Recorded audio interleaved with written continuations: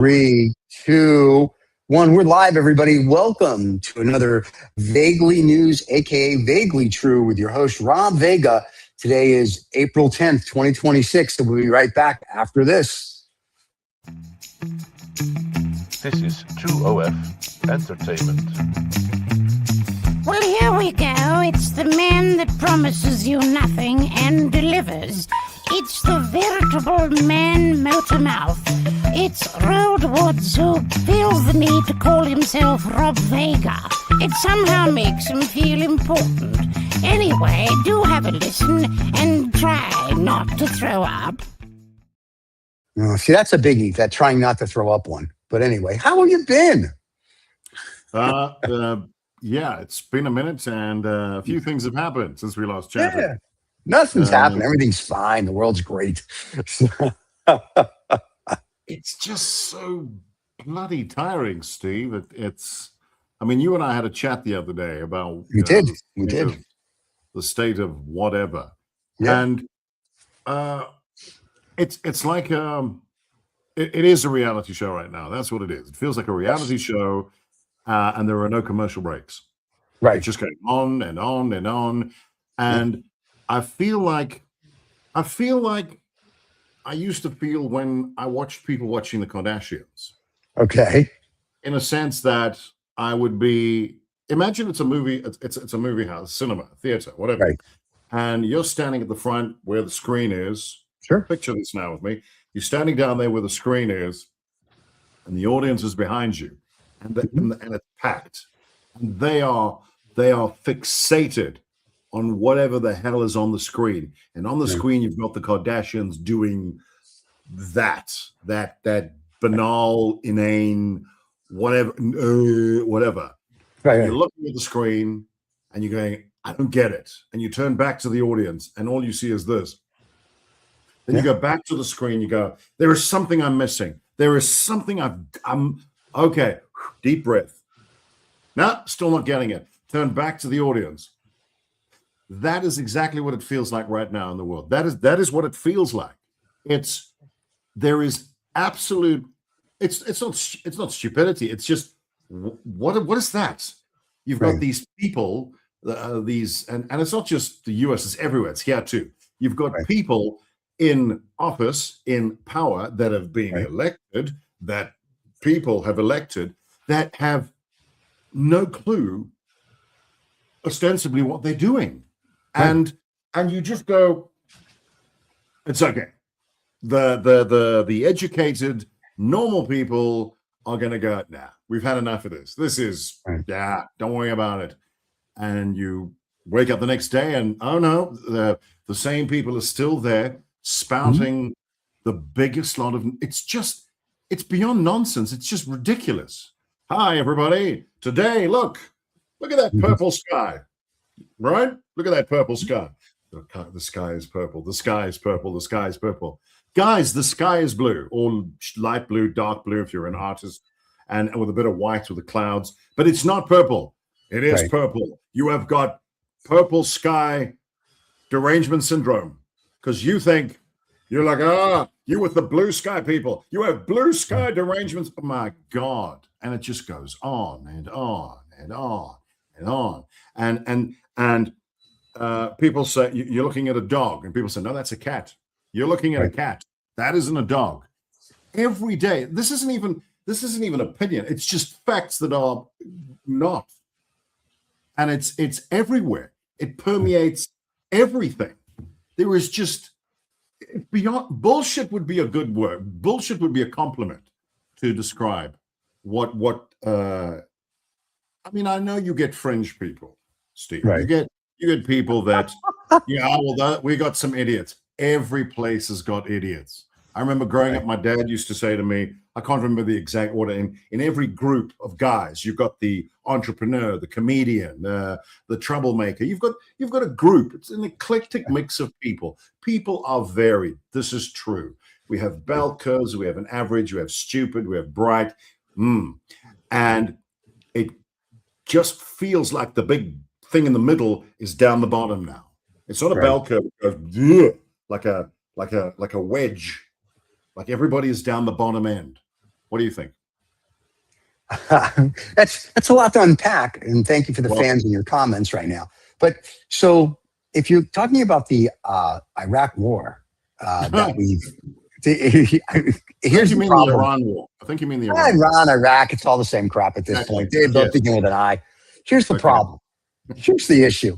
We were going to bomb them back to the Stone Age 2 days ago, 3 days ago, and then we gave them 2 more weeks. This is kind of like what Bush did with Gaddafi, like keep drawing the line in the sand. And so they still control the Strait of Hormuz. It's sort of like, okay, what are we going to do? We're dropping out of NATO again this week. It's sort of like, to your point, it is. It's like a bad reality show. But then again, he did do The Apprentice, so Okay, but it's not even that. I'm I've got one foot in U.S. politics and so on.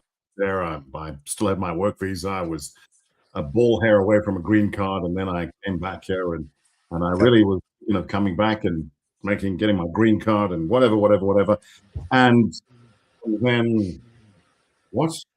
And don't get me wrong, Steve, you and I have had this conversation.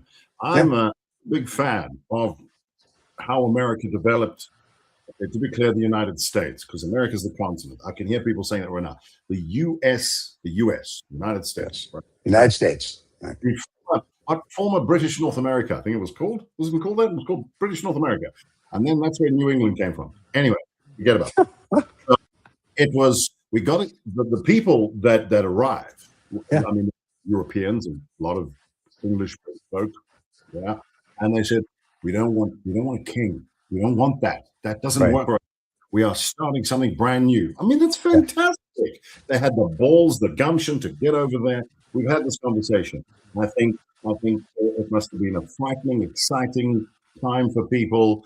It didn't go very well in many ways at the beginning. It was a little strip of land down the East Coast, the 13 colonies, blah, blah, blah, blah, blah. Anyway, the point is there were some very bright, intelligent, adventurous people. They didn't want to be told what to do, and there was the War of Independence, and go away, no one kings, get away. And they won it, and you thought, good, here we go. The game's on. It's all good. Right. If you look at it, if you follow it like a reality show, and it's done very well, very an amazing constitution. The part where you go to Congress before we make decisions.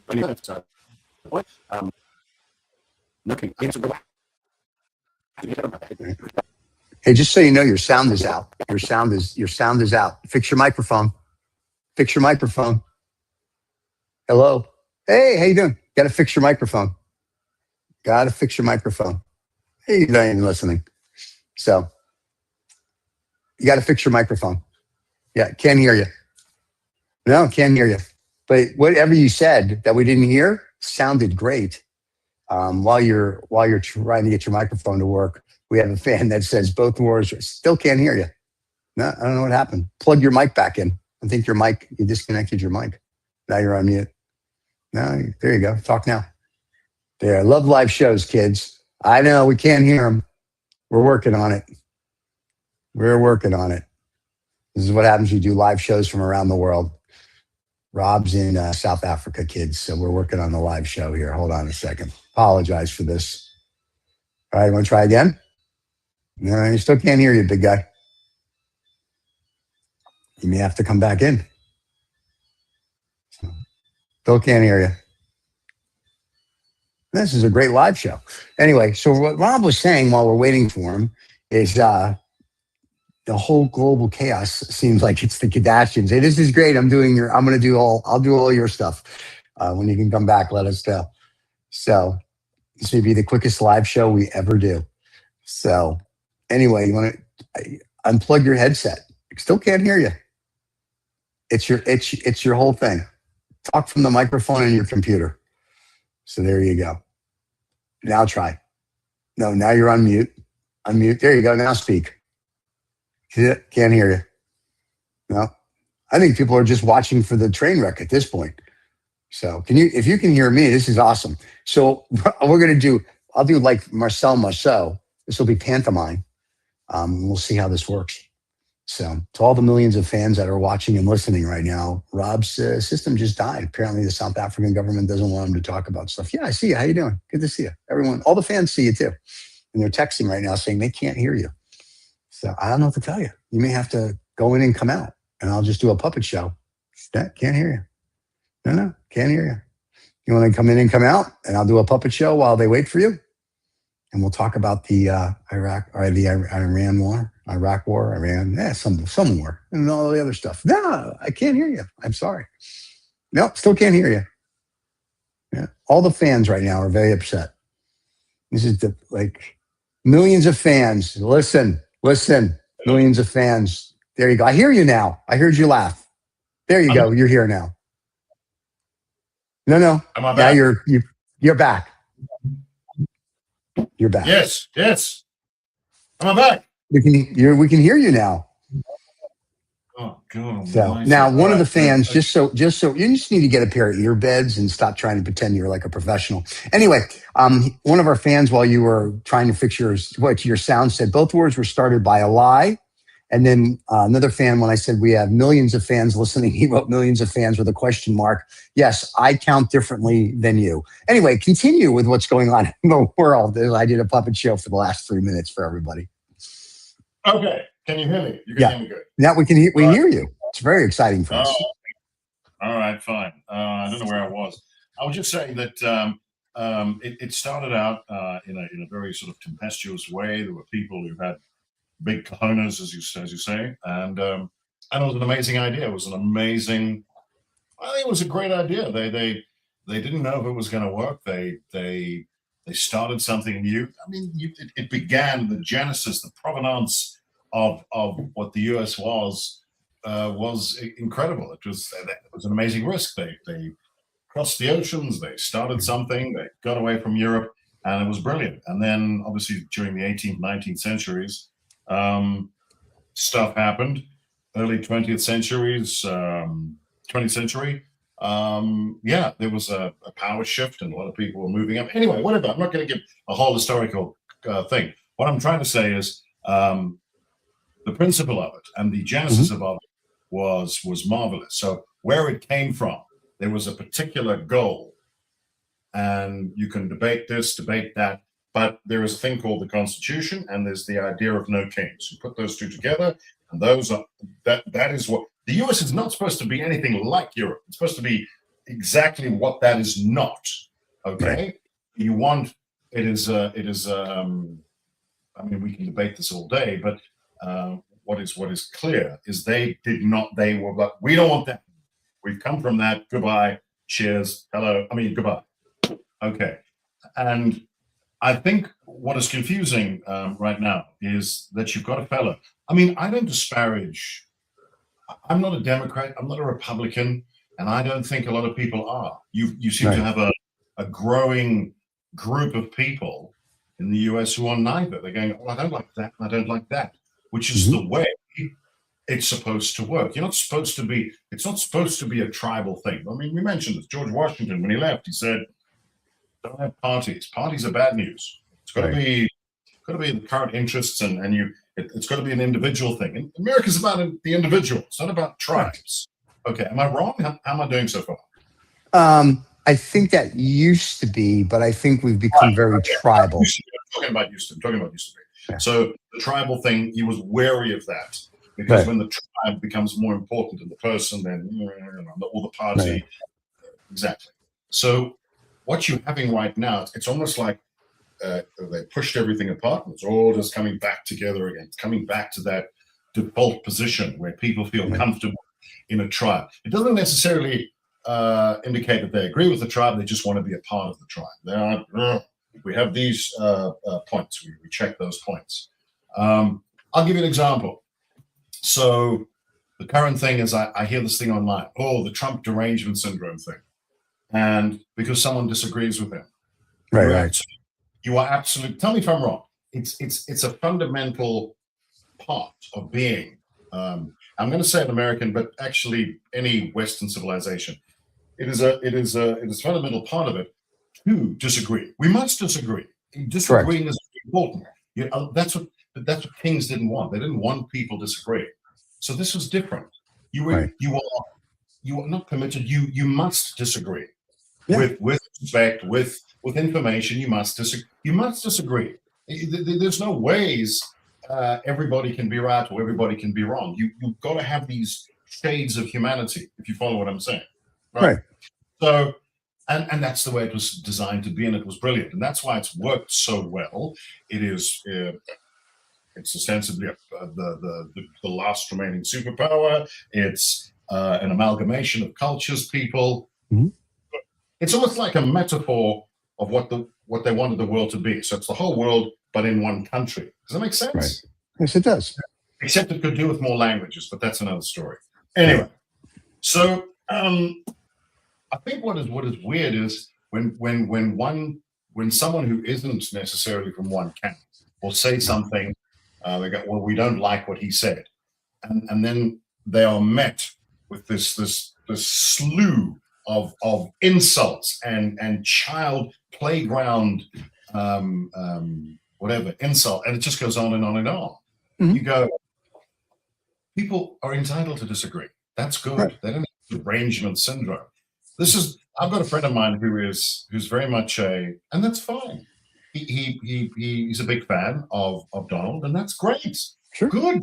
Okay, that's fine. And it's the same way you are. I mean, good. So, but he says, well, what about Biden? And I go, well, I didn't think Biden was much good either. So what does that mean? Have I got Biden derangement syndrome too? I thought both were not great. And I'll tell you something, right. Steve. This will impress you. Which maybe it won't. But when the US started, if you look at some of the greatest presidents, so let's look at Mount Rushmore, for example. Let's look at the presidents on Mount Rushmore. Let's just say, who are the greatest presidents? Let's start with Mount Rushmore. Okay, so you've got George Washington, okay, who was in his late 50s when he became president, if memory serves me correctly. Then you've got Thomas Jefferson, who also was late 50s as well when he got in. You've got Teddy Roosevelt, who was barely 40. Well, he's about 42, 41, 42. Well, his waist was about 42, 43 when he got in. Yeah. Wow. Okay. So he was a great president, though. Teddy Roosevelt was like the man. Okay, so he was barely into his 40s, and then you have Abraham Lincoln, who was sort of mid 50s thereabouts. I think so. Yeah. Yeah. So my point is, all four of them, none of them had hit 60 when they became president. In fact, one of them wasn't even 50, and they were at the top of their game. They were still young enough to understand that, but not too old to be ready for the retirement home. So there was a good balance. So there's four of your, like the top presidents, all of a similar sort of age, if you get what I'm saying. What is it? And then you've obviously got JFK. You've got in recent years, you've got what? You've got, but I wouldn't say JFK was a great president. No, so that I can say that. I'm saying hold it, Steve. I'm saying in recent memory. So you've got the JFK, you've got George Bush, you've got Barack Obama, you've got Bill Clinton, all of a similar sort of age. But in recent years, you've got the first term of Trump. You had him. What was he? Was in his late 60s, early 70s. Now he's about to be 80. Biden was in his 80s when he left office. Now, I'm just saying, if you look at some of forget their political views. If you look at Donald Trump from 30, 40 years ago, what did you think of him? The guy was sharp. Same with Biden. Sharp. In their 40s, 50s, lovely. If I look at my grandfather, for example, he was 90-something when he died. I remember as a kid, so he was, 60, 70 when I was a kid, and then he passed on. And he was in pretty good shape. But there certainly was quite a big decline from 70 to 90. Right. And that's true for all of us. I'm saying Except William Shatner. I know. Yeah, like he's 94, 95 years old, and the guy is sharp as a tack. He's 95. He just celebrates 95th. Okay. And, happy birthday, Bill. Quick joke. Yeah. They were having you might have been having a birthday party at his house, his 95th birthday. Yeah. And they couldn't find him. At one point in the evening, they couldn't find him. Where's William? Where's Captain Kirk? What's going on? Yeah. Couldn't find him. Anyway, eventually comes staggering into the lounge. Guys, I'm fine. Don't worry about it. And they said, wait. I was just stuck in the toilet. I was fighting the Klingons. Never mind. Anyway, the Klingons. But you here till Thursday, folks. Tip your wait staff and try the veal. Hey, before you go on, we have a fan who wrote something which is interesting, and let's get your thing on this if we can. It says the idea of rugged individualism is a challenge in the global economic environment. It's why tankers are not moving through a body of water on the other side of the world. It impacts us in the country each day. What's your thought? Now we lost you again. Now you have no voice. What'd you do? What'd you touch? You touched something, didn't you? That's what happens. You touch things on your screen, other than touching yourself. You touch something on your screen, and now you're not there anymore. You know, for all the money you make as a big celebrity in South Africa, you would think you would have top-notch, like, recording equipment. You would have like the perfect setup. You would be ready to go. Yeah, I see it. Congratulations. You got a microphone that doesn't work.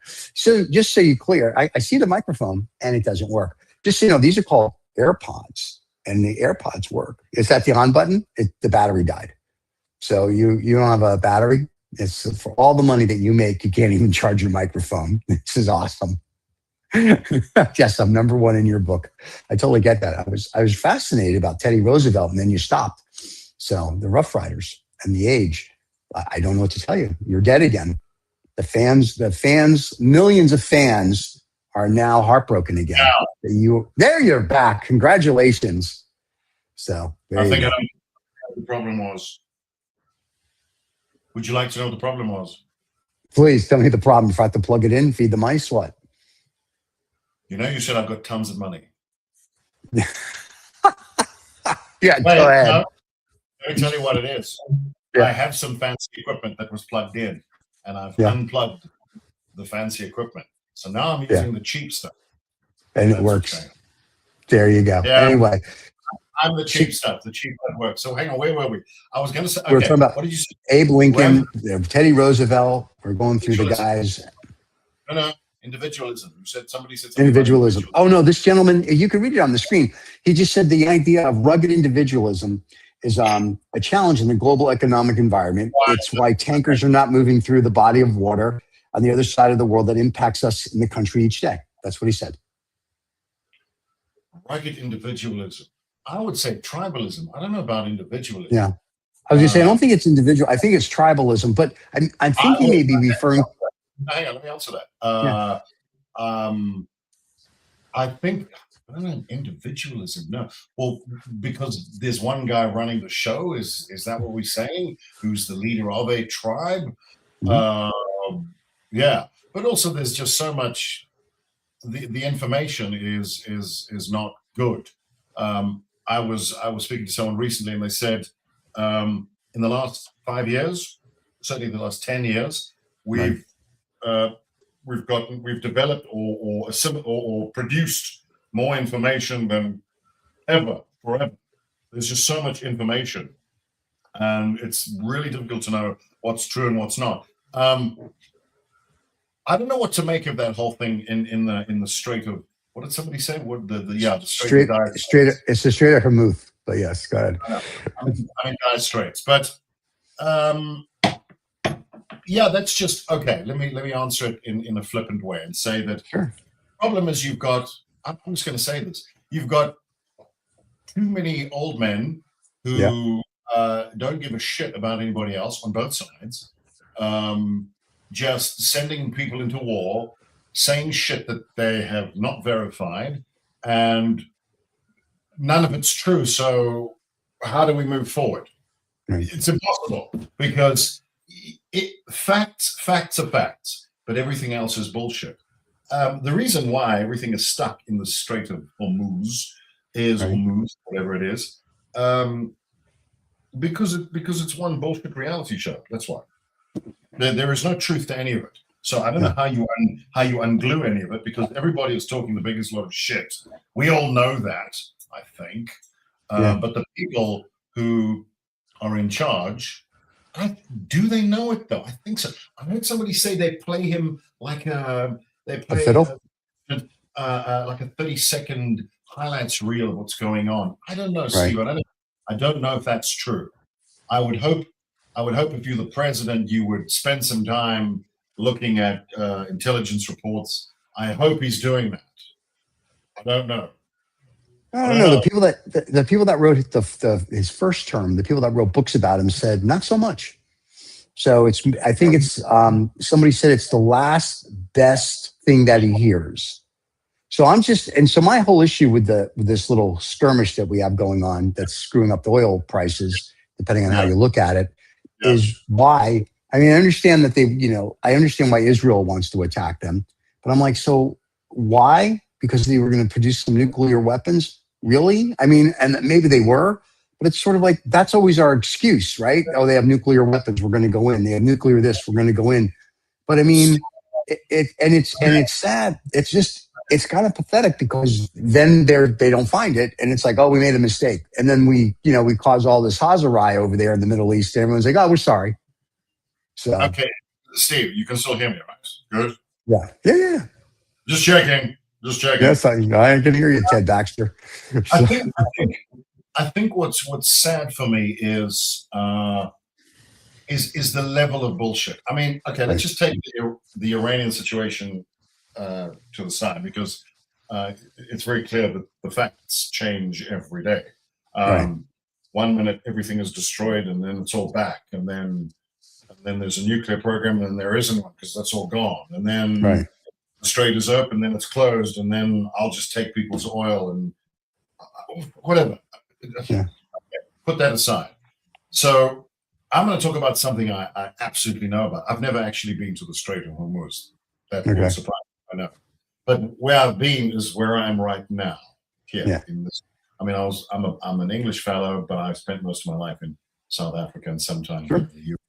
So I know for a fact, I do, that when the president of this country went there, I'm gonna reference this to explain the level of bullshit that's going on. So, president of this country, who I'm absolutely not a fan of, who went to the US, and I thought, this is good, Ramaphosa. I thought, this is good. I'm glad that South Africa is on Trump's radar, because whatever you may think of him, right, left, up, down, in, out, who cares? At least this is now something that's going to be on the world stage, and people are going to go, oh shit, South Africa, what's going on there? That's what I hoped for. I thought, okay, so facts are going to be presented. We've got a big corruption problem here. We've discussed all this, and I thought, good. And Donald's going to look at this, the president's going to look at this and go, this is really bad. And the president from this country is going to arrive there, and he's going to go, look at that corruption, look at that. And I thought, this is going to be great. It's going to be very awkward for President Ramaphosa, and Trump's going to meet him. Then this is going to be good. It's going to be good because the truth's going to come out. And yet he arrived, and somebody had filled Trump with the biggest lot of bullshit. And I sat there watching this, thinking, oh God. There were the crosses on the side of the road, which he said, these are all graves. No, they weren't. They symbolized people that had been killed. Right. It's a big difference. These were not graves. There were so many things that he spoke of in that meeting. Now, the reason I bring it up is a lot of the things that he said were half true. Some of it was bullshit. But you go, oh shit, you nearly, but you're not there. Right. And now what happens is the people that don't necessarily want the US to find things out are in a powerful position, because they can go, well, that's all bullshit. So do you understand what I'm saying? So I wanted the conversation to start, but the people that arrived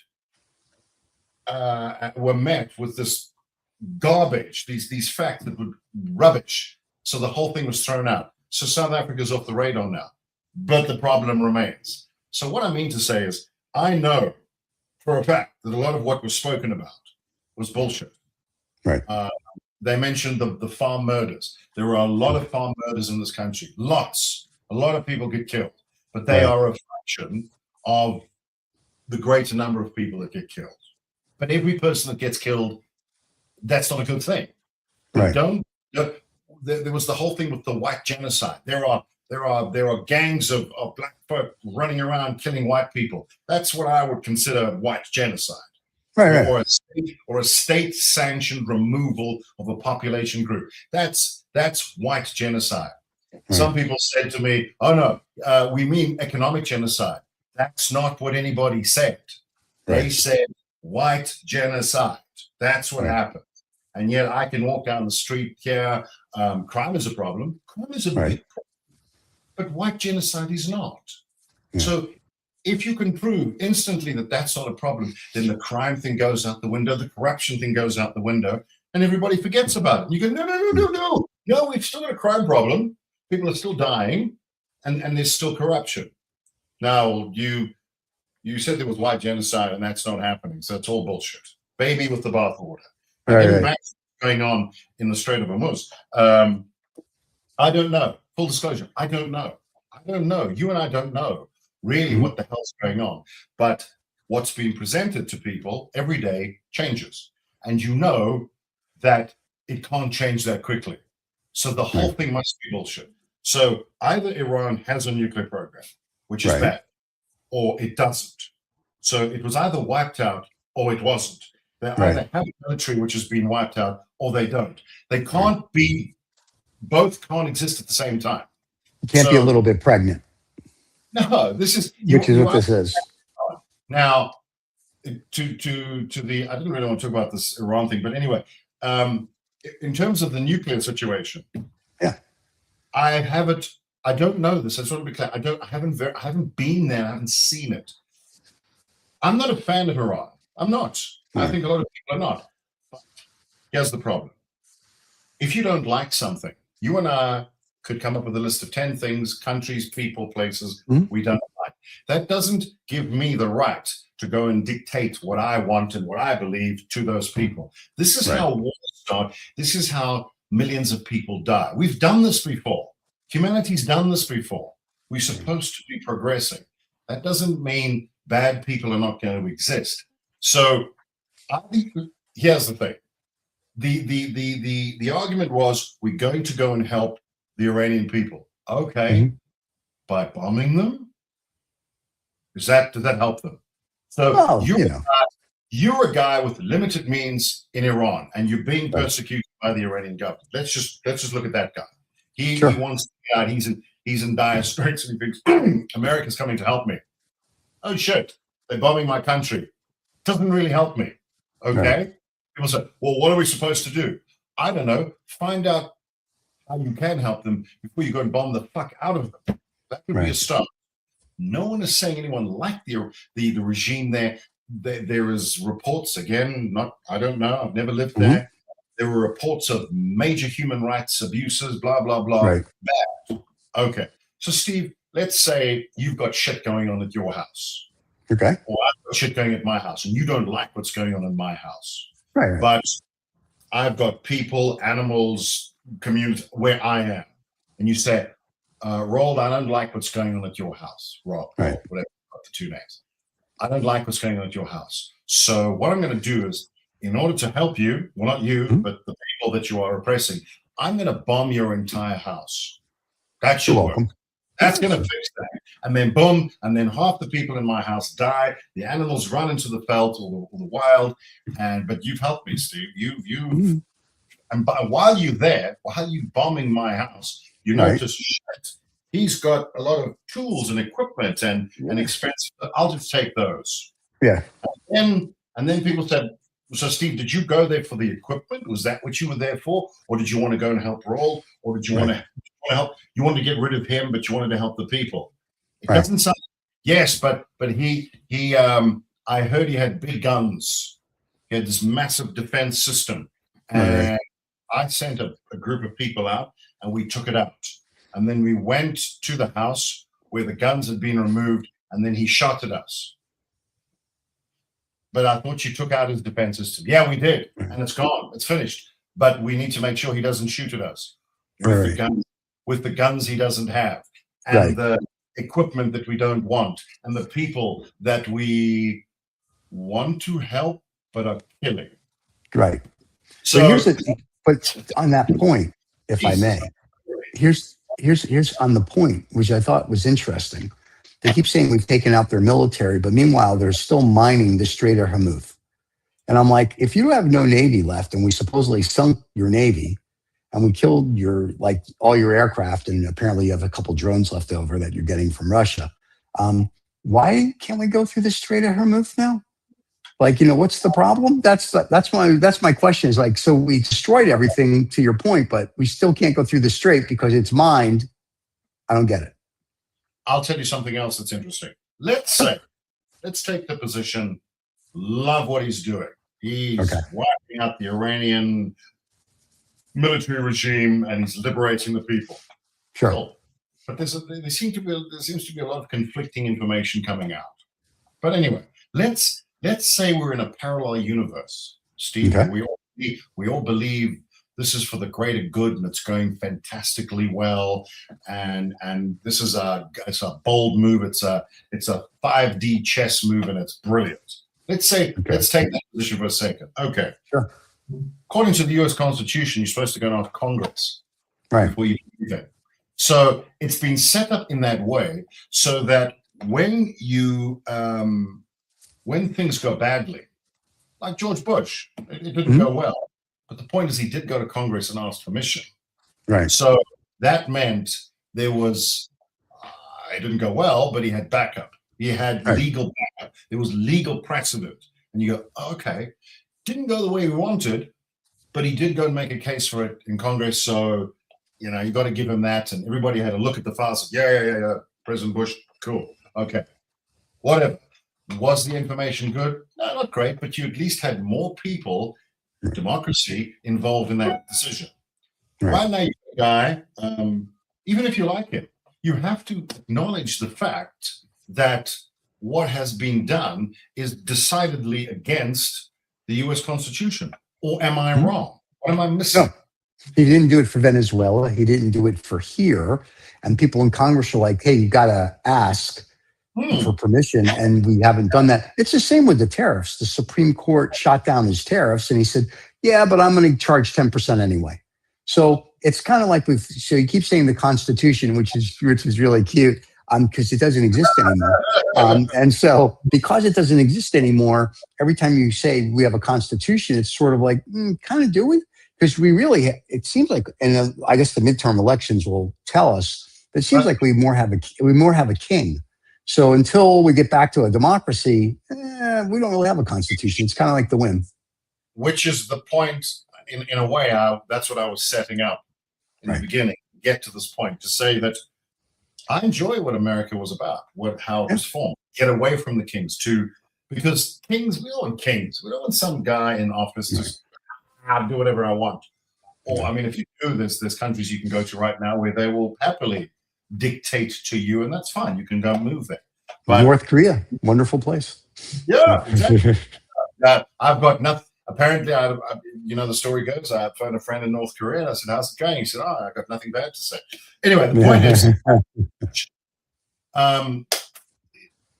the thing I'm trying to make is I don't want, because you'll say something like, the tariffs weren't constitutional, the war wasn't constitutional. Right. You get this immediate blowback. Trump, Trump. And I go, this is nothing to do with Donald Trump. This is to do with how the country was formed, why it was formed, and to ensure its longevity. If you set something up, if you build a car, if you build something according to a set of instructions and a plan, and then you completely ignore the plan, this might not last. That's what I'm saying. It might not last. What has ensured America's survival, the US's survival, is that it had this a genius system where of the three, doesn't exist anywhere else in the world. And it had those protections built in, which meant the ordinary bugger in the street was protected. And that gets me to my next point. And that is, so let me ask you, Steve, you're there right now. Yes. And wars are going on and tariffs are being put in place and it's never been better. What did I hear the other day? America is back. wasn't aware that it had gone, but that's okay. We did. We took a holiday for a couple of weeks, and we came back. It was very nice. We got some sun, which is good. Yeah. I'm. This may surprise people. I'm very pro-America. I mean, Right. feel like, if things go whatever, I still might want to be part of it. I think it's a great club. I do. I think it's. No, you a bit more cynical about it. If you take off the bullshit, what it is good. It is Yes. you and I had that conversation about the education system. I constantly have offended to people here and they go, "Oh, American system, it's so full of stupid people." And I go, "Wait the fuck up. Just wait." My daughter went to high school in the US, and so I got firsthand experience of what it was about. Now, pretty much every other Western country, Europe, here, well, sort of a Western country, Australia, wherever, the education system works in such a way that as you go through the grades, you all go together. So you'll do English, math, geography, history, whatever, and you'll be doing it at level 8, 9, 10, whatever. And I was like, oh, not true in the States. Well, that wasn't our experience. My daughter had to start Spanish from scratch. So she was, at one point, she was a junior in Spanish, but her science skills are very good. So she was taking AP physics in the same year. And the credit system is almost like a university, almost like a college. It's different. It's more tailored to the abilities of people. I think that's brilliant.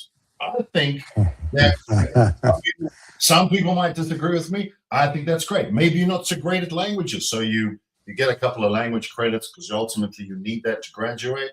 But then you can push forward on the physics and the math and the history, and I think you can do what works for you. It's more. I found it a more tailored education system, and the teachers were great. And this was a public school. The teachers were great. The yellow bus transportation. I know you used to, Steve. For me, that was brilliant. It's some fantastic things that work. Not the healthcare, but anyway, you're going to say. I think that's changed now. Your daughter was here like 10 or 20 years ago. The education, I think. She graduated in 2015. Yeah, okay. Well, that's a long time ago. The education system now, probably not what you remember. I have friends that when they send their kids to school, will ask, like, what'd you learn today? And they tell you, I'm like, no, really, what'd you learn today? And they tell us, and we're like, what the hell? Like, that's not, unless you go to private school, it's sad. Now, there may be certain places that public school is still wonderful, but I think for the most part, it's become a system of where we're just going to get you in and get you out. It's not like when we went to public school, you actually had to learn something. And if you didn't learn, you didn't graduate, or you didn't get promoted to the next grade. I think now it's just a matter of, hey, Johnny showed up at least 4 days out of the 180 he had to be. Great. Let's have him go from A to Z. I think it's much different than it used to be. Steve, I mean, you and I can chat for hours and hours. I just want to, and we could, and we might, but can't do it today. But I want to say this. Yeah. The thing that worries me the most is the almost necessity to disagree seems to be frowned upon in American media, right? That's what it seems to be. So in other words, if you and I disagree, I hate your party, I hate your guy, we can't eat dinners together, and that is just nuts. Right. That's what worries me, and it speaks to a larger problem. Whilst the rest of the world was blowing itself up, you had the world wars and so on. Oh, that's something I want to get into just now. But anyway, you had the wars going on. America just got on with the business of building and creating. You had the interstate system, which was in the 40s and 50s, if I'm not mistaken, and a great thing's being built. There was the Boston underpass, which all the European engineers said couldn't be done. And the folks, they said, no, we're going to find a way. There's this we'll find a way attitude, which has always been so great. Now, and it's a good person to be in a position of leadership. But now you've got a situation where this ability to disagree, like adults, seems to be being lost. And as we lose that, so the truth disappears as well. So there is no truth anymore. And that's incredibly dangerous. here's the problem with a guy like Trump disregarding the U.S. Constitution and going to Venezuela, possibly Cuba next, the Strait of Hormuz, and saying things like, "I'll just take their oil," is okay. That's very reality show of you. But what happens when China does the same thing to Taiwan? What happens then? The U.S., which had a position of authority, of credibility. I mean, you've often heard it said, the man that sits in the White House is the leader of the free world. That's because people have looked to the U.S. as thank fuck, that's there at least. Right. Oh my God, whatever. We're fucking up, but at least that's there. Oh, that's gone now. That for many European minds, that's gone. That partnership, that ally is gone. We can't rely on that. So who do we rely on? So when China goes and takes Taiwan, and you better believe they're thinking about it and planning it, building islands all over the whatever it is, the South China Sea, South China Sea, yeah, and they're building islands. And by the way, I have nothing against the Chinese. I think the Chinese have done amazing things. I love their food. Their food's great, and got a good mate who I think he was born there, but he grew up here. One of the smartest people brilliant. But you should hear what he has to say about where China is. I can't say what he says. He can say it. I can't do that. But it takes away. We don't want to be the world's policeman. Yeah, but the world needs one. The world fucking needs one, and that one is gone now. So everybody, it's open season. It's open season. So you can't have anybody now in the White House saying, "Yo, what's Russia doing in Ukraine?" Well, that's none of your business, Mr. President, because look what you're doing in Afghanistan or the Strait of Iran and so on. Venezuela. So shut up and fix that, and we'll just do what we want. Okay, none of your business. So that position of authority is now gone. So you've got a situation where this amazing democracy has now just joined the pack. It's now part of the pack. It's now there's no one, there's no adults in the room anymore, and that's what scares the living shit out of me. And I want to say one final thing because I keep hearing this all the time. The whole NATO thing. If I hear another idiot online say something like, "Well, we pay so much to NATO," no, the US fucking does not. The US pays itself. It arms itself. It's 2%. It does more, but I think Poland spends more per GDP on its military than the US does. So shut the fuck up about all this money that supposedly goes to NATO. It doesn't go to NATO. It goes to your own country. Here's why. We're a bunch of friends, and we're worried about the big bully, right? But that big bully is strong. Yep. Now, all of you need to go to the gym. I go to my gym, and I pump up. You go to your gym, and you pump up. You eat properly. You need to take care of yourself. Correct. So that when the big bully comes, we can all band together, and we can get rid of him. But I don't go to the gym for you. I don't buy your food for you. Right. This is what I mean. Countries look after themselves so they can be a decent partner to be called upon. That's what the fucking NATO thing is. Why do people think that America funds NATO? It fucking doesn't. It literally doesn't. That's because the orange man says it does, and people don't know. And they remember the conversation we had 2 days ago off air, and I said people are just stupid. This is the problem. People don't read. They don't look into history. They don't look into how things work. So when somebody says this is what's going on because they see it on TikTok or they see it on Instagram or YouTube, they're like, "Oh, that's what's going on. It's true." No, it's not true. So it just isn't. And first and foremost, I mean, I'm going to repeat this because people have heard it, but maybe we need to repeat it again. For the love of God, Article 5 says if you're attacked, if the US is attacked, which it was 9/11, okay, then everybody else comes to that particular country. We now are exercising Article 5. Okay, let's go and get the bully together. The only person that's fucking done that is the US. No other country has done that. And it's not about starting wars. It's about defending yourself from a bully. That's what it is. So if you go and pick a fight with a bully, that's not how NATO works. Read it. It's there. This is the way it was designed. It is a defensive alliance. That's it. If you got a problem with, if I, on my own time, go and start a war with a bully, that's my problem. Right. No one has to help me. And to turn around and disparage allies and say shit like, oh, well, the British military have shitty little toy tanks and their troops held back. Fuck you, the man that didn't go to Vietnam. And I hear this time and time again. And the people go, no, fuck NATO, fuck the UN. Okay, if the UN's gone, and well, look, I'm not a major fan of the UN, to be honest, because you've got all these countries that can veto anything, so nothing fucking gets done. But NATO, are you kidding me? So let's take NATO away. And then what? Then what? Oh my God. Then what? Oh, I don't know. It's just that read a fucking history book. Jesus. You know? Well, and that's part of that goes back to the education system. And that goes back to people don't read anymore. And that goes back to people don't want to be informed because they have more important things to do. I'm not really sure what it is, but why don't people want to know what's true? Why?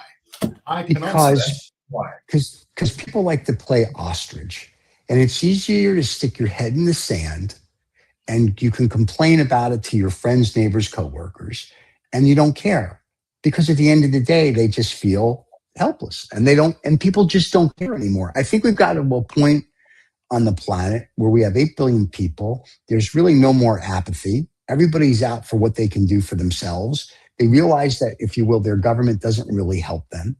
They realize that people don't really care. And that's it. And that's the whole thing. Oh, I'm loving the comments. I know. I'm reading the comments. I think they're very cool. And it proves my point about the prefrontal cortex that is absent in people. So, in other words, instead of coming at me with a fact, we just go, no, he's upset. I'm not upset. I'm interested in the truth, which you clearly are not. You just want to listen to one guy and his interpretation of it, which is bullshit. Right. You know it, but you don't want to face it. But anyway, there is one gentleman that had a nice comment earlier for you. He said Article 5 was invoked one time and the alliance responded after 9/11 when we were talking about Article 5. And there you go. So. Yeah, you would have to know me to actually understand what makes it. This isn't me being upset. This is me being frustrated. It's something really good. You will find, very pro what America is, not what somebody has turned it into. And there is lots of historical precedents for that. Oh my God, I just used a word that's got too many syllables in it. And but that's what people resort to. I see it here. I see it on the Fox comments. It's just baby insults. Yeah, your mom is an ass, blah, blah, blah. Okay, cool. Sure. And what? What has that changed? You haven't presented me with an alternative. Well, actually, an alternative answer. What is your argument? What is your basis for it? Do you understand what NATO is about? Do you understand how the second? I mean, what's the fantastic one? All right, let's poke the bear now. Let's do it. You'd all be speaking German. Okay. Well, here's what's interesting about that. If you actually read history and you look at what the U.S. involvement was in the Second World War, it's in history books. Tell me if I'm wrong here, Steve. Oh my God. America per se didn't get involved. People went over from the U.S. Just to be clear. All right. It didn't collectively as a nation join the Second World War. Go look it up. Okay. And there were tremendous American soldiers. Fact. They went, and their contribution is fantastic. But it was a team effort. It wasn't one country. Not one country did one thing. That's what an alliance is. That's correct. The guys got together and they beat the bully. This bullshit where one person is taking credit or country's taking credit for everything is it's childish. It's not based in fact. And if that's how we operate. So in other words, Steve, if I come to your aid and all I want is adulation and glory, then what do you need my help for, Steve? Correct. What do you need my help for? Are we friends, or am I the shining star in the friendship? It's such bullshit. It's irrelevant. And there is a factual basis for it. And I'll tell you one other thing, because this will really poke the bear. At the start of the Second World War, the financial capital of the world was? London. What was it at the end of the Second World War? New York City. Why? Why did it change, Steve? Because we helped beat the bully and we moved everything here.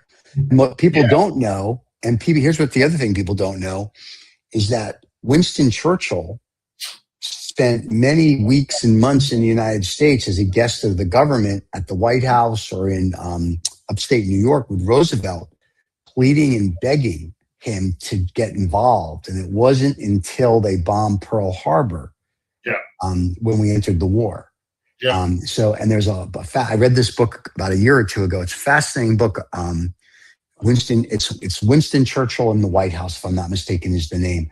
And it's fascinating. And it talks about how he would come over and he'd sit with Roosevelt and Mrs. Roosevelt, and he would just plead and beg and make his case. And finally, after the bombing in Pearl Harbor, we were like, okay, now it's time to get involved. But if that never happened, we probably never would have gotten involved. Yeah. So I thought it's interesting talking about history. Taking the devil's advocate position, it was a European problem. It wasn't, and it's a devil's advocate position. You could argue it wasn't America's business. Sure. Okay. So then, Steve, if I'm your friend and I only do things and help you at times when it serves me, am I still your friend? No, you're just somebody that's taking advantage of an opportunity. And I'm not your friend.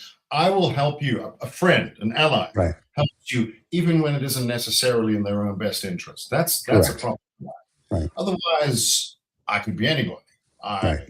There's no relationship. If you and what happened, just to go further to that point, a lot of weapons were supplied by the US. And tell me if I'm wrong about this.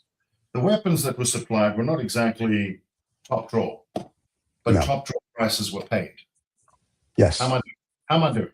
Carry on. You carry on, because frankly, I don't know what the hell I'm talking about. You carry on. Tell me. You know what you're talking about. It's just, well, and I think part of the frustration for some of our fans here is that, and to Trump's point, he went to the Gulf and he said to the people in NATO, the alliance, hey, help us here. And everyone was kind of like, nah, we're good. So I understand that frustration. And then I understand their frustrations, like, dude, you didn't come to us. You just went and kind of did it.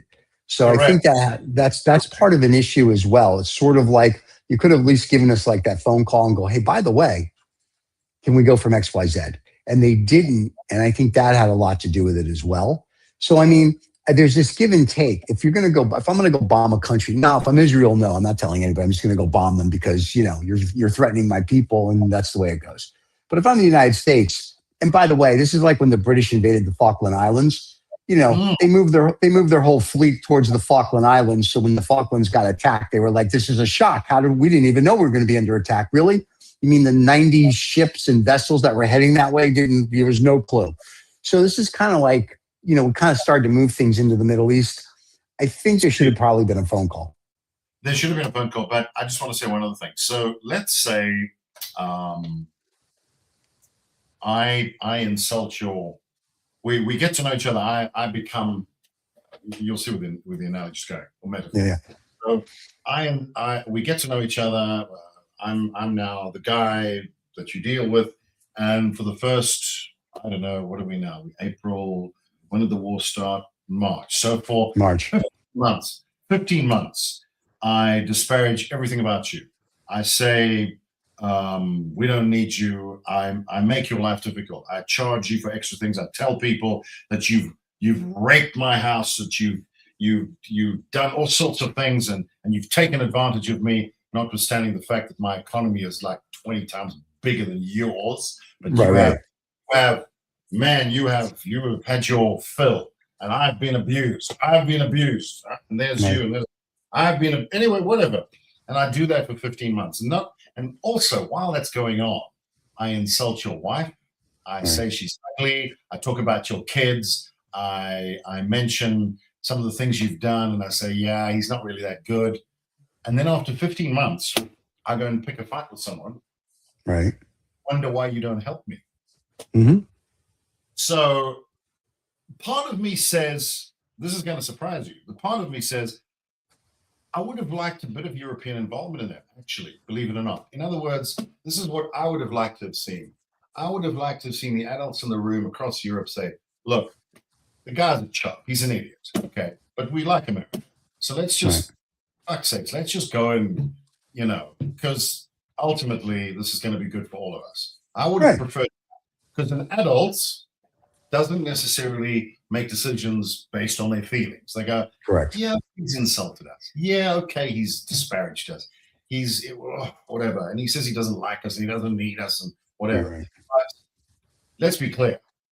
Where he's going and the shit that he's about to start, it's going to affect us. So let's just poke our nose in there anyway.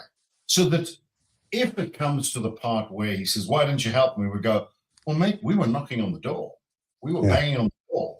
That's what I kind of wish they had done. In spite of feeling aggrieved and insulted, they should have just done that anyway. I do think that. Well, that's what I was saying earlier. It's that you should have done that. And also, you don't want China coming to help. And you realistically, that's going to be like, I know he's meeting with Xi, I think next month. And if he goes, Trump.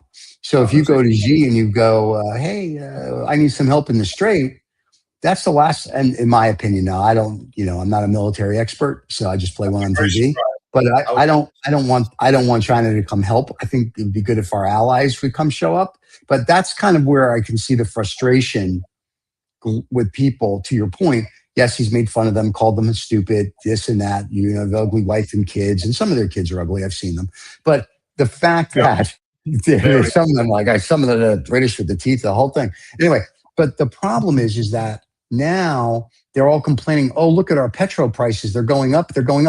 Well, then go help and stop complaining. So to that avail, I'm like, yeah, it does have a point. Yes, and here's the thing with the argument is if you want someone to behave like an adult, then you need to behave like an adult. That is true. Join them in whatever it is this is. Okay. So that's the issue I have with a lot of the European leaders. Right. So what it does is it emboldens his argument. Look, he should have consulted and he should have treated them like allies. Should have didn't. But he did start a scrap that he found himself in a bit of a spot of bother with. The adult would have said, okay, let me come and help you, whatever. I would have liked to have seen that. And so this isn't an anti-Trump thing. This is just some sanity, just some, I don't know. The whole thing is because this got to the point of why are all these ships stuck there? Because I don't think anybody knows what the fuck they're doing. That's to be honest with you. I think and this one fan just wrote it. Just a tad help would be awesome. I agree with them 100%. You can't complain. You can't complain about oil, petro, diesel prices in your country if you're not going to help defend the strait. And so with that, now great. Granted, the UAE, Saudi Arabia, Oman, all these countries are there and they're helping, but it's the ones like, if you will, France, the UK, Canada, whatever. They're not, and I'm kind of like in Germany, and they're all complaining about their oil prices, and I'm like, well, then at some point you're going to have to kind of like go over there and do something. It doesn't matter whether you like our president or you don't like the skirmish or you don't. You're going to have to put your big boy pants on and go, we don't really care that he keeps calling our baby ugly, which it is. And then I can't help it. They have ugly babies. And you have to go defend. You're going to have to go defend with your ally. And if not, then I understand why Trump keeps going, we should pull out. They're not helping. Now, Steve, what we have just described is exactly what I wish. This is the way I wish things were. Because if I could have 5 minutes or 10 minutes with those European leaders, I would say to them, look, okay, you're supposed to be adults, right? Yes, there's whatever that is in the White House, but don't worry about the person. Look at the office. Look at the history. Look at the connection. Oh, he did that, and he hasn't got any right to. Fuck off. Don't worry about it. You know what he is. He's never changed. That's one thing you have to say about him. He's never changed. Right. He's not like, what was her name? And I'm sorry, I'm going to stir the pot. I mean, Kamala Harris, she changed a lot. Right. She did. Yeah. I'm not saying I am blue or green. I don't care. I mean, it's not my fight. But when they said in those elections, they said, yeah, she keeps changing her position. When the Trump people said, they were absolutely right. She did. She 1 minute she was this, then she was that, then she was that. What I will say about the Don is he's being absolutely consistent with who he is. Whether you like it or not, there he is. He is. You know what he's going to do. You should know that he's going to do stuff like that and go, oh God, there he goes again. All right, just get hold of his people and just tell them if there's a problem, we'll help. Just put us on the speed dial. We'll help. They don't have to worry about we'll be there because it affects us too. It affects everybody. Guys, I would say, it's not about liking him. All right. This is something that affects you too. It affects everyone. So grow the fuck up. He should grow up. Don't worry about it. That's not your business. You can't make someone else grow up, but you can grow up. That's what you have control over. So do that. So if you want someone to behave in a certain way, it needs to start with you. So this is what I'm saying, Steve. It's surprising. I'm not anti or pro. It's about being an adult, being able to disagree. I had my friend here who's he loves Donald. We had a chat about this yesterday, and he says, "What do you think of him?" I said, "I don't know Donald personally. Bill Maher apparently had a brilliant dinner with him, and he was something different. He's a showman. I get that. I don't love or hate the guy. I don't know him, not personally, so I can't form a personal opinion about him. I haven't had a conversation with him one-on-one where we just talking. I'm pretty sure he'd probably be different, maybe not. But he's a showman. He's always been a showman. So whatever. Here's two things. One, Dennis, and this is an interesting comment. Dennis writes, why should they help with Israel and the U.S. in an illegal war? Well, technically, then, Dennis, every war would be illegal. That would mean Russia invading the Ukraine, China trying to go into Taiwan. So I just want to say one thing about Trump really quick. If you want to know how he is, on Amazon, you can watch the Melinda movie. And may I tell you, that is spectacular. That's 90 minutes you'll never get back. Anyway, why? So the question is, Dennis, why should they help Israel and the U.S. in an illegal war? Okay, I mean, in theory, they shouldn't. But let me tell you why they probably should. Because imagine we all live in a straw house. We all live we all live on the planet. Imagine it's a straw house. You and I and our mates, we're all living in the straw house, right? And you've got this guy called George, and he goes off into some corner and he starts a fire in a straw house. You see where I'm going with this? He starts a fire that you all live in a straw house. Should he have done that? No. Should he have known better? Yes. Do we not know that fire and straw, not a good combination? Everyone knows that. Problem is, the reality is, he's done it. So what do? Do we sit in the kitchen and watch the whole house burn down? Or do we go and put the damn fire out? And then we're all safe. So it's not about whether what he's done is bad. What he's done affects us. So we can't have to. We kind of have to go, well, shit, we better go and do something. So otherwise we sit and go, oh, look at that. We didn't help him. Oh, look, we're burning down. But we didn't help him. We did the right thing, and we're all going to die. But you see, that's the problem with it. It's not about, you can have a debate whether this is an illegal war, as you said, and go through Congress, and Israel's doing whatever, and he's doing. Okay, that's not the issue. The issue is that what he has done, or what he is, or his people, or whoever set in motion, affects us. So we kind of need a choice. Otherwise, we just watch the shit burn down. Well, there's a couple interesting comments. This one guy says he's insane. You guys are normalizing him. No, not really. We're just having an intellectual dialogue. So calm down. The other guy, and he says he's an imbecile, not a showman. Once again, calling him an imbecile doesn't really help have a normal dialogue. So whether he is or he isn't, that's your opinion. So we're trying to do it, and I think this is the best one. Elect a clown, expect a circus. And yes, the American public did that, so Saturday Night Live would be better for the next 4 years. I want to pick up on that comment. One of the best actors. I'm pretty sure that we wouldn't get on very well, but he is a phenomenal actor.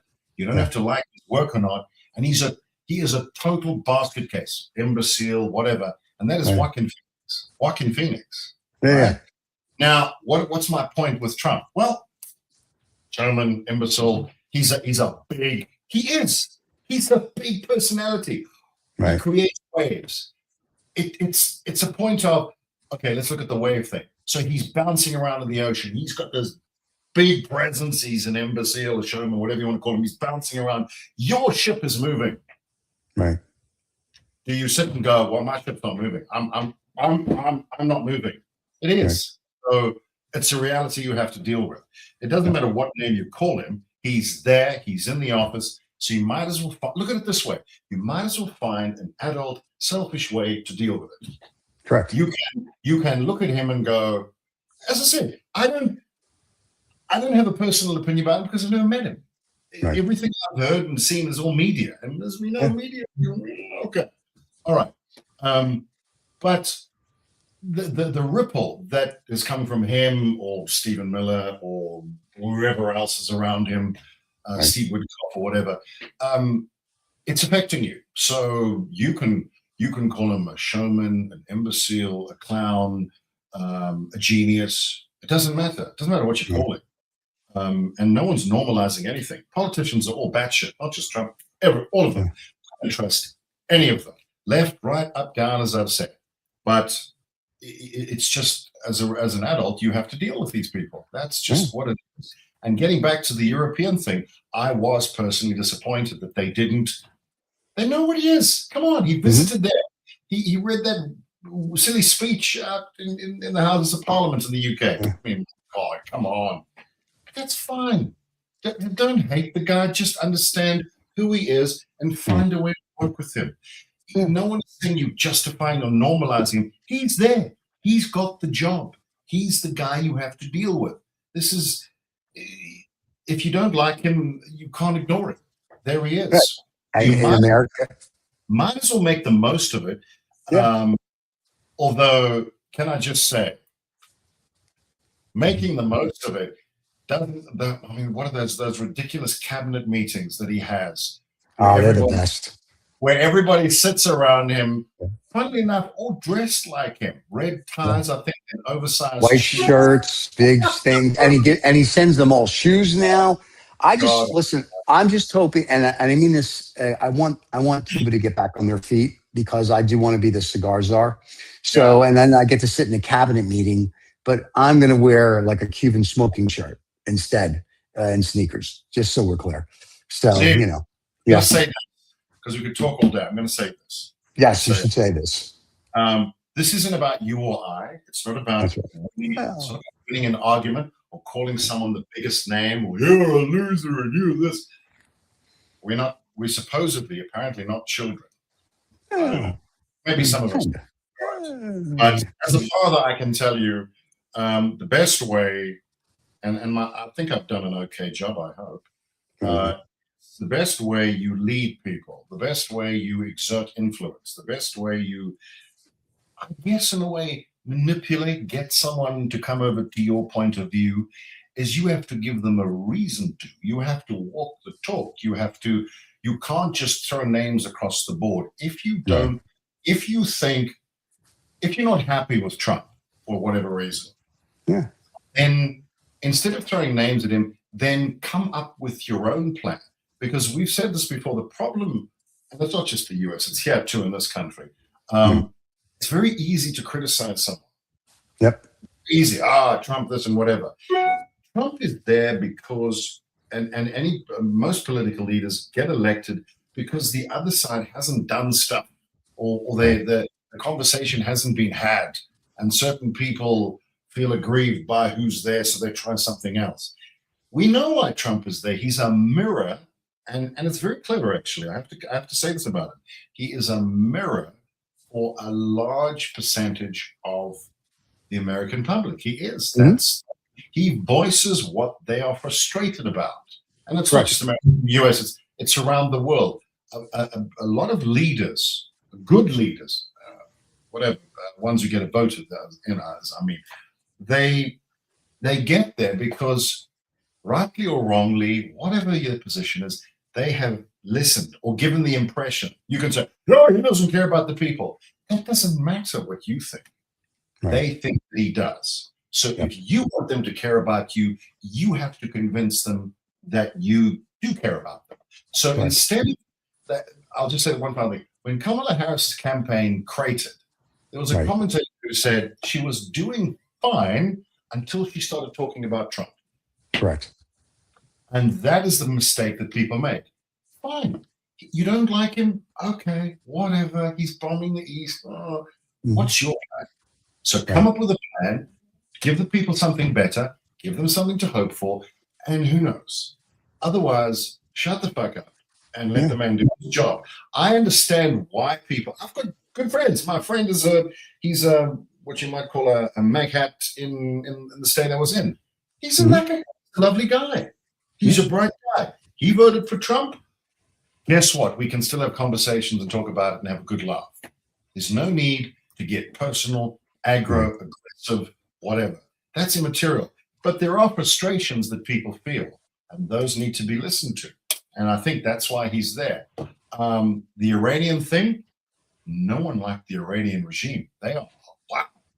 And he is, whether you like it or not, the first president to actually do something about it. You can say he didn't do it for the right reasons. Well, that's your business. But he did something. No one else did. So a lot of people like that. You go, oh, shit, okay. Well, we should have done that. Yeah, you probably should have, but you didn't. And now he's doing it, and people like it. And that you have to accept unless you have got a better plan. So I get that. I don't hate the guy. I do think of some of what he's done is extraordinarily odd, but that's my problem. It's no one else's. And I respect other people's rights to, or rights, not that I'm patronizing. They can think whatever they want. You're not going to change people's minds by criticizing who they like. That's not going to happen. You have to come up with your own plan. In other words, I've watched so many dramas where the lead character, about the political situation, the lead character is someone who's not going to play dirty. And yet, what happens in every political campaign around the world, people play dirty. Oh, he's a piece of shit. One day, someone will stop doing that, and maybe they'll do wonders. But one day. So, and with that, boys and girls, we're going to let Rob Vega go. It's a pleasure. Thank you to all the fans, even all the comments, no matter what they were. We appreciate it. We're going to be back next week because you guys loved us so much. Rob's going to do this every day next week. No, I'm just kidding. We'll be back next week. Yeah, we'll be back. We'll be back one day next week. Subscribe, like the channel, and you'll get an alert. If not, just catch us wherever you catch us. And that's it. Anything you want to say to the fan before we leave? That was awesome. That's why you get paid all the money you do. All right, kids. We'll see. All right, everybody. We'll see you all next week. Have a great Friday. Cheers, everyone. You good? All right, here we go. All good. Thank you so much for listening to this Old Woods Rob Vega, whatever the hell he wants to call himself, fellow. You know, this podcast thing, it makes him feel very important, and he's a difficult fellow as it is to deal with. So thank you so much for putting up with him, and do take care.